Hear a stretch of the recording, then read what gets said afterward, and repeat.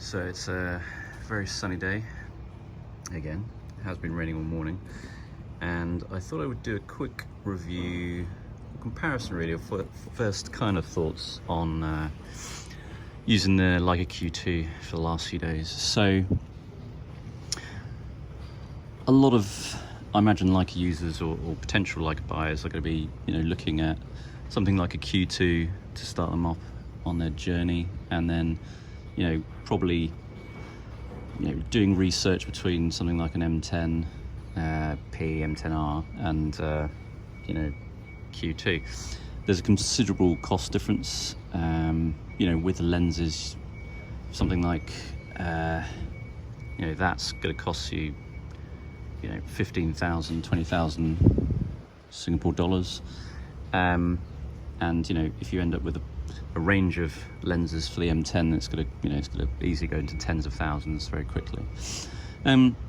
So basically what I'm going to try and do here is compare Q2, which is a fixed body lens, and it's a 28mm, and is it worth, from the last 2 days experience after getting this,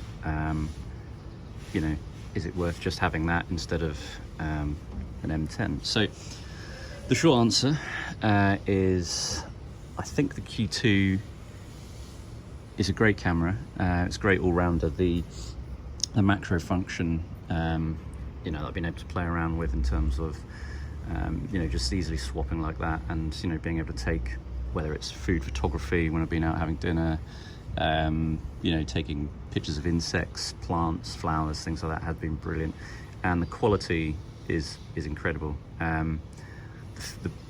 mean, not just the picture quality, the build quality is incredible as well overall. But I'm rapidly, after just a few days, thinking that there is not really much point in having a Q10, M10. This is a beautiful camera. It's solid build, just very similar to the Q2.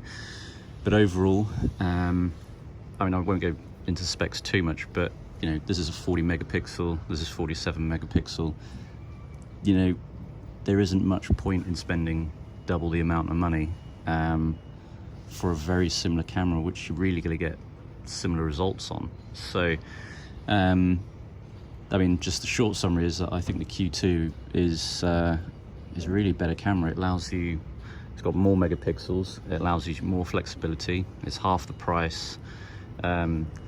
What you can do with a lens is pretty much comparable, and the photos I've been taking of people, street photography and architecture and all that kind of stuff, it is basically, I can't tell the difference. It's between the M10, it's come out just as good, if not better. So just in this short few days, I still love the M10, but if you're considering going for an M10 or a Q2, without a doubt go with the Q2.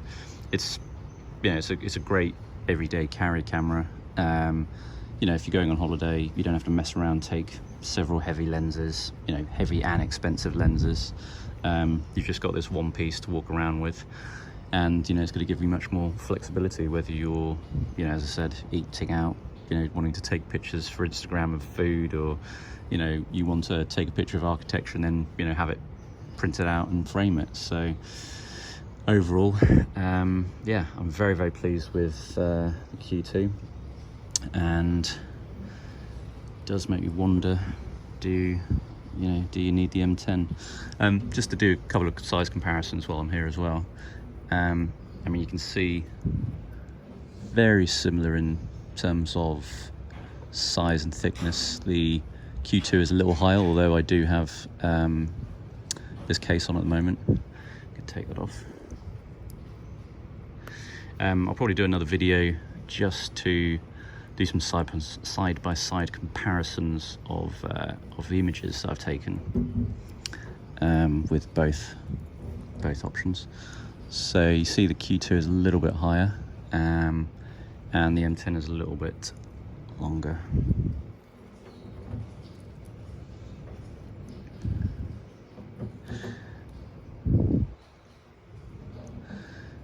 So there you go. Yeah, I mean, the features with the M10, you know, people always say, you know, it's much simpler. You don't have to worry about, you know, settings and, you know, all that kind of stuff as much. Yeah, I would say that in you know, something like, you know, one of my other pieces here is, you know, a Sony. Yeah, there's endless buttons and, you know, configurations you can use for that. But with the Q2, they have kept it incredibly simple. The menu structure here is amazing.